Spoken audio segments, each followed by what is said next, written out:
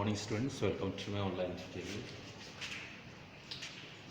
Class 7, subject SST, today's civics, unit 2, topic the state government, chapter 3, part 1, lecture number 65.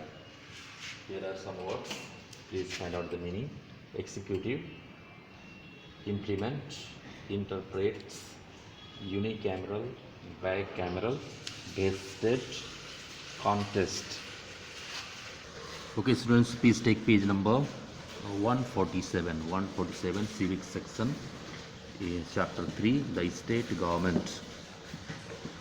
So we have studied in the previous class that our government works at 3 levels. तो पिछले class में मैंने पढ़ा है कि सरकार 3 level पे काम करती है. पहला है लोकल, स्थानीय लेवल, स्टेट लेवल, राज्य स्तरीय, और नेशनल लेवल, राष्ट्रीय स्तर पर.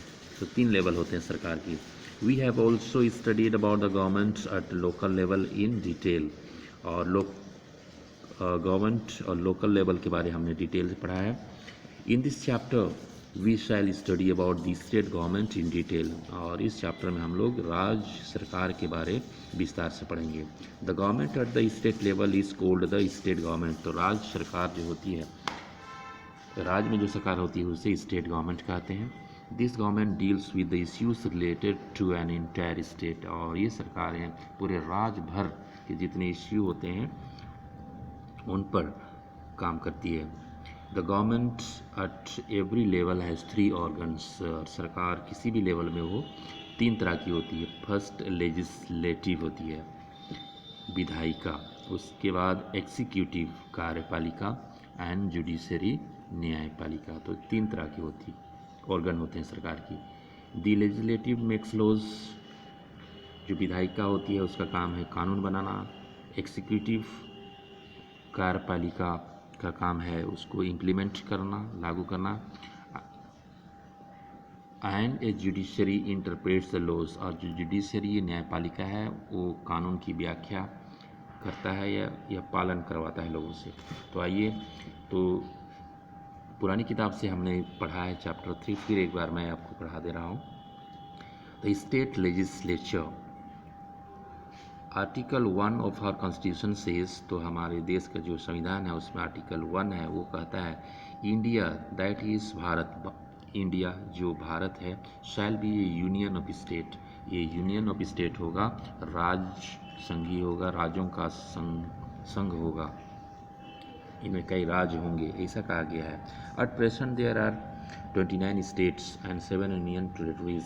और अभी फ़िलहाल हमारे यहाँ 29 स्टेट्स हैं और 7 यूनियन टेरिटरीज हैं, केंद्र शासित राज्य हैं. For every state there is a legislature, और विधान मंडल. हर स्टेट में लेजिस्लेचर होता है जिसको विधानसभा कहते हैं.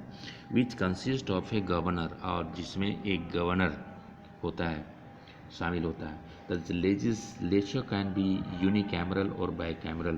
तो स्टूडेंट्स, ये विधान जो सभा है वो यूनिकैमरल हो सकता है, एक सदनी हो सकता है, एक सदन, और बाइकैमरल, द्विसदनी यानी कि 2 सदन.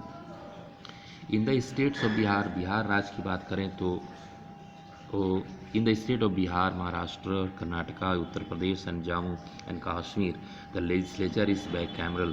तो इन राज्यों में विधानसभा 2 सदनी है. These states have 2 houses. इन राज्यों में 2 स्टेट्स हैं, 2 सदन हैं. लेजिस्लेटिव काउंसिल जिसको विधान परिषद कहते हैं, और लेजिस्लेटिव असेंबली जिसको विधानसभा कहते हैं. इस तरह 2 सदन है, बाइकैमरल है. बिहार में भी, हमारे बिहार में भी. ऑन दी अदर हैंड, दूसरी तरफ, the states where there is only 1 house. और दूसरी तरफ जिस स्टेट में केवल 1 हाउस है, it is known as legislative assembly और विधानसभा, या तो विधानसभा कहते हैं. The executive power of the state is vested on the governor. Executive power यानी कि कार्यपालिका संबंधी जो शक्ति होती है वो राज्यपाल पर होता है, राज्यपाल के ऊपर होता है. आइए यहाँ पर देखें, द लेजिस्लेटिव असेंबली और विधानसभा के बारे पढ़ें. कंपोजिशन, इनका संगठन, बनावट कैसे होता है. The total number of MLAs in the state legislative assemblies cannot be more than 500 और लेस देन 60. किसी भी स्टेट असेंबली में एमएलएस जो होते हैं मेंबर ऑफ लेजिस्लेटिव असेंबली, उनकी संख्या 500 से ज़्यादा और 60 से कम नहीं हो सकती।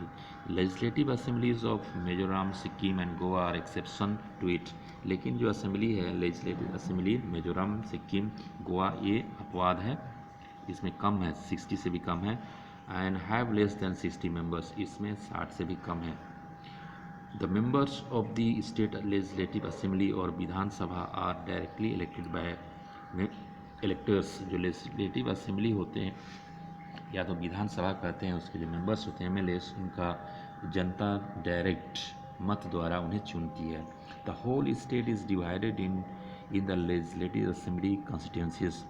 चुनाव के पहले ये legislative assembly होती है, उसको constituencies संसदीय क्षेत्र में डिवाइड किया जाता है। And one candidate is elected from each constituency, और हर संसदीय क्षेत्र से एक कैंडिडेट चुना जाता है on the basis of universal adult franchise. Universal adult franchise वयस्क मताधिकार के सहायता से जनता उन्हें चुनती है, जो 18 ईयर्स एंड अबव होते हैं चुनते हैं। The candidates are elected on the basis of simple majority and are known as MLAs. तो जनता चुनती है। कई पार्टियों के जो कैंडिडेट्स होते हैं एक के निश्चित क्षेत्र में, असेंबली क्षेत्र में, चुनाव मैदान में होते हैं। जनता जिसे पसंद करती है, जिस पार्टी की बहुमत होती है, उसे एमएलए कहते हैं, एमएलए बन जाता है। पॉलिटिकल पार्टीज नेशनल भी हो सकते हैं, रीजनल प्रांत क्षेत्रीय भी हो सकते हैं। Take part in these election, और चुनाव में पॉलिटिकल पार्टीज नेशनल और रीजनल, राष्ट्रीय और क्षेत्रीय पार्टियां भाग लेती हैं और हर पार्टी से एक एक कैंडिडेट उतारते हैं। However independent candidates can also contest election to the state legislative assembly.